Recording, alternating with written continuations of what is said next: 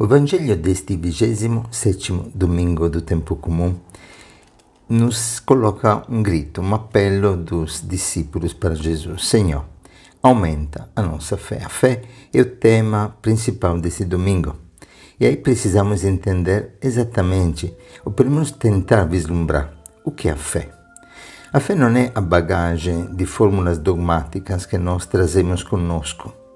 Não é apenas um símbolo, como nós chamamos apostólico, no qual nós acreditamos. Mas a fé é algo muito mais profundo. Não se limita a um conhecimento teórico. Por isso que Santiago diz, também os demônios acreditam e tremem de medo. Mas eles não podem amar. A verdadeira fé é a capacidade, de fato, de acreditar no amor de Deus para nós. E poder aderir. A palavra fé significa colar-se, acreditar, colar-se ao Cristo, colar-se a este amor, acreditar neste amor. Interessante que Chiara Lubich dizia que no túmulo dos focolares teria que estar escrito exatamente isto. Nós acreditamos no amor de Deus para conosco. Isso parece simples, mas na verdade isso exige um dom, uma graça, que continuamente precisamos pedir. Nós também dizemos hoje, junto com os discípulos e com os apóstolos, Senhor, aumenta a nossa fé. Vamos então entender o contexto deste Evangelho, porque esta expressão dos apóstolos, este pedido, este apelo dos apóstolos, nasce de um contexto particular. Nós lemos de fato no capítulo 17 de Lucas que é inevitável que aconteçam escândalos.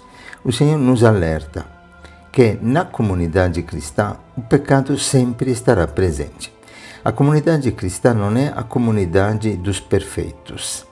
É uma comunidade na qual sempre nós teremos que nos encontrar com fraquezas, com debilidades a partir de nós mesmos.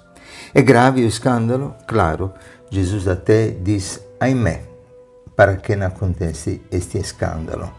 E é interessante que Jesus não diz ai para que não aconteça, mas a tradução certa é ahimè. Por quê? Porque Jesus carrega sobre si todas as nossas debilidades, toda a nossa iniquidade, toda a nossa enfermidade. E todo escândalo é uma chaga no corpo de Cristo, é uma chaga para a igreja. Mesmo assim, a postura do cristão na frente daquele que gera escândalo é uma postura que é caracterizada principalmente pelo perdão e também pela correção fraterna. Jesus diz, tem cuidado, se o teu irmão pecar, chame a atenção dele, se ele se arrepender, perdoe-o. Se ele pecar contra você 7 vezes no só um dia, e 7 vezes, nós sabemos que 7 é o número da perfeição, que diz se peca continuamente contra você, então você 7 vezes perdoe, se ele estiver arrependido. O que isso quer dizer para nós? A gravidade do pecado é algo terrível, comparado ao suicídio, pior que o suicídio. Mas a igreja, que não é sociedade de perfeito, é também uma sociedade que não é formada por fariseus, que só acusam, prontos a condenar os outros, mas irmãos que se ajudam, se corrigem, se sustentam. Interessante que a correção fraterna só aparece no capítulo 17º do Evangelho de Lucas. Antes se fala da misericórdia, do perdão. Acabamos de ler as parábolas da misericórdia. Os apóstolos são chamados não a condenar, mas a anunciar a misericórdia. E os discípulos a seguir Jesus como bom pastor, como lemos no capítulo 15 de Lucas. Porque a erva daninha e o trigo precisam crescer juntos, como Jesus fala em outros trechos do Evangelho, porque sem miséria não teria espaço para misericórdia. Sem pecado não teria lugar para conversão. Sem sofrimento não teria crescimento. Sem luta não teria vitória.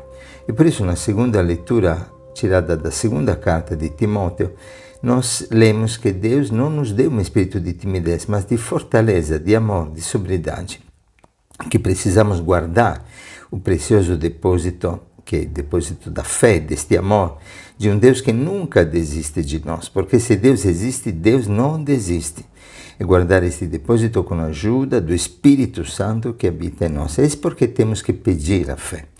Porque a fé é dom de Deus, é graça do Espírito, é graça deste amor derramado no nosso coração.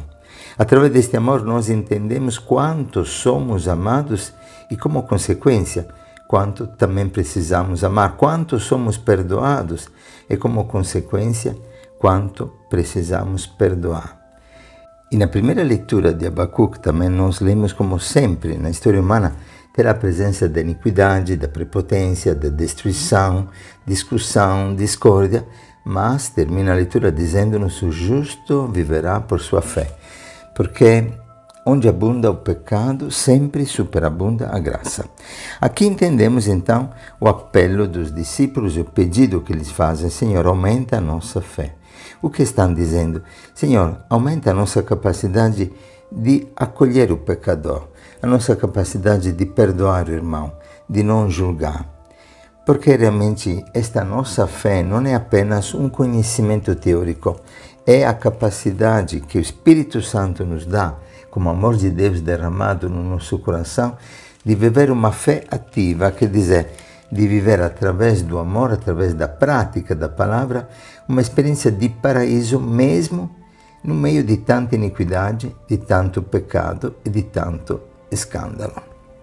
E ainda o Senhor nos ensina que o amor cobre uma multidão de pecados. Santiago, no primeiro capítulo da sua carta, no versículo 27, diz: religião pura e sem mancha diante de Deus nosso Pai consiste em socorrer os órfãos e as viúvas em seu sofrimento e não deixar corromper-se pelo mundo. Eis aqui então o caminho que Deus nos propõe. Por que temos que perdoar? Porque sabemos que fomos perdoados. Se fomos perdoados numa medida sem medida, o Espírito Santo é dado sem medida. Deus não perdoa, Deus é misericórdia. Na parábola dos talentos, que nós encontramos no capítulo 18 de Mateus, nós lemos que um cara devia 10.000 talentos. Esses 10.000 talentos é nossa dívida com Deus. São praticamente 200.000 anos de trabalho, corresponde a mais de 70 milhões de dias de trabalho, enquanto o nosso irmão devia apenas 100 dias de trabalho e não soubemos perdoar. Eis porque o Senhor faz o exemplo desta planta, desta amoreira. Uma amoreira que é uma planta que tem raízes imensas. É impossível, praticamente impossível, arrancar um gesso, impossível jogar um gesso no mar, porque para nós é impossível perdoar sem a ajuda da graça.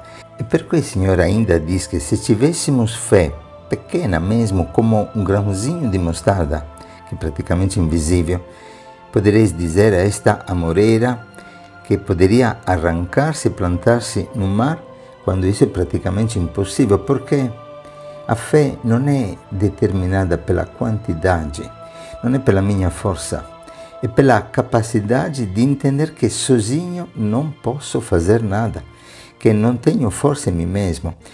A fé é exatamente na capacidade que o homem tem de confiar em Deus e não confiar em si. Em outras palavras, eu não sei perdoar. E aí, quando eu reconheço a minha incapacidade de perdoar, a minha incapacidade de amar, a minha incapacidade de aderir à graça de Deus, percebo que nunca possuo a fé, que sempre sou pobre perante o Senhor, que não posso viver de renda e que tenho que fazer da conversão, desta capacidade de suplicar, de pedir, de orar, o compromisso de cada dia, para não ser o arrependimento da vida inteira.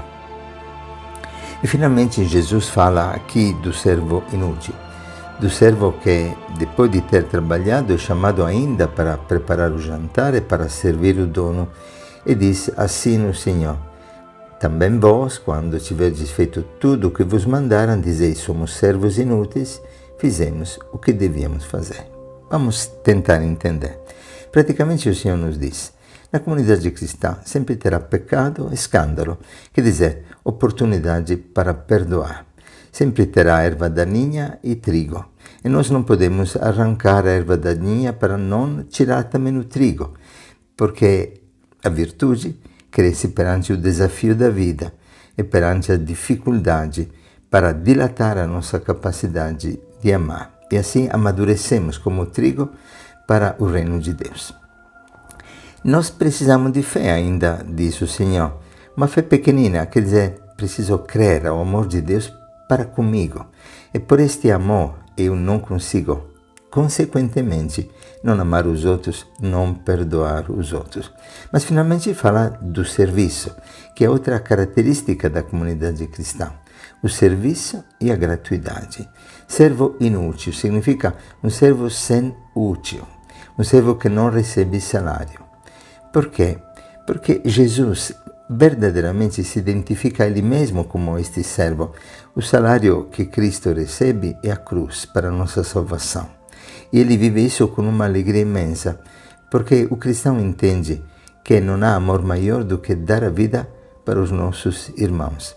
Entende que a família cristã, a comunidade cristã, tem que ser caracterizada pelo serviço e pela gratuidade.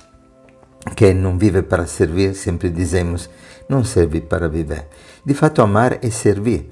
Se eu descubro que o mandamento novo é dar a vida para os irmãos, eu procuro fazer tudo, de tudo, encontrar todos os caminhos, toda a criatividade para servir os irmãos, e não para servir-me dos irmãos para o meu interesse. E é interessante que Jesus se identifica exatamente na última ceia como este servo, dizendo: eu estou no meio de vocês como aquele que serve. E é importante que o termo grego que Jesus usa não é apenas o servo, mas o próprio escravo. Por quê? Porque o servo dá o trabalho, o escravo não se pertence, dá a vida. E Jesus deu a vida para nós. E nisto consiste a nossa liberdade, a nossa alegria. São Paulo escreve na carta aos Gálatas, no capítulo 5, sejais escravos uns dos outros pelo amor recíproco. Esta é a nossa vida. Este é o sangue que tem que fluir na comunidade cristã, esta plena liberdade do cristão.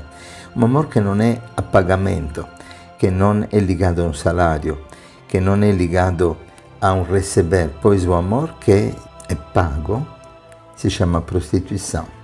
Se eu alicerço a minha vida no meu merecimento, eu viro meretriz. Se espero algum tipo de pagamento de recompensa, o meu amor não é amor, é interesse, é prostituição do amor. A gratuidade, na verdade, é a verdadeira alegria. Por isso, a palavra nos diz que Deus ama quem doa com alegria. Eis aqui então o desafio deste domingo, desta semana, poder crescer e dilatar a nossa capacidade de amar, como? Reconhecendo que somos pequeninos e que esta pequenez realmente alimenta a nossa confiança naquele que nos capacita. Pois Deus, como sempre falamos, não chama os capacitados, mas capacita os chamados. Ele me chama a ser testemunha da misericórdia do Pai, a ser realmente um apóstolo da divina misericórdia no mundo, viver de gratuidade e viver a verdadeira felicidade, viver o paraíso na terra e renovar sempre a confiança no nosso irmão. Tem sido muito bonito, quero terminar com esse testemunho, aquilo que aconteceu na nossa casa. Estamos construindo, com a graça de Deus, confiando na providência do Senhor, uma cidade para os pobres, que chamamos Cidade Ramin. E nesta cidade nós acolhemos um arquiteto que veio como espírita e que acolhemos assim como ele é. E no final, nesse tempo, ele me procurou e me disse: Padre, eu vim para construir uma cidade, mas na verdade entendi que não sou eu que construí uma casa para o Senhor. O Senhor que construiu uma casa para mim. Encontrei aqui, na comunidade, uma família. Encontrei no meio dos pobres, irmãos. Eu não conseguia acolher a fraqueza dos irmãos. Muitas vezes me irritava na frente da dificuldade no trabalho do povo de rua. Aí descobri que o problema não estava nos irmãos de rua, estava em mim, que não sabia ainda amar e que não sabia confiar e despertar a capacidade de amar no coração dos irmãos. Hoje eu quero agradecer, porque aqui na comunidade aprendi a não desistir de ninguém. Entendi que Deus me olha com olhos de misericórdia, que Deus não desistiu de mim ao longo da minha vida com tantos erros que eu também cometi. Eu queria receber o perdão de Deus. Eu queria receber a bênção do Senhor e, se possível, confessar. A minha vida precisa ser restaurada a partir da misericórdia que aqui encontrei e que, graças à fidelidade de vocês, também pude exercer. E digo a verdade, Nunca me senti tão alegre como agora neste tempo, porque o Senhor dilatou meu coração. Me sinto uma nova criatura. Somos servos inúteis. Não fazemos por causa de salário. Fazemos porque somos amados e por isso amamos. Que o Senhor te abençoe e te guarde, faça resplandecer a sua face sobre ti e te dê paz e alegria nesta semana em Cristo Jesus, nosso Senhor, vivo, ressuscitado, que caminha conosco e que nos ensina a amar pelo Espírito derramado no nosso coração. Um bom domingo para todos.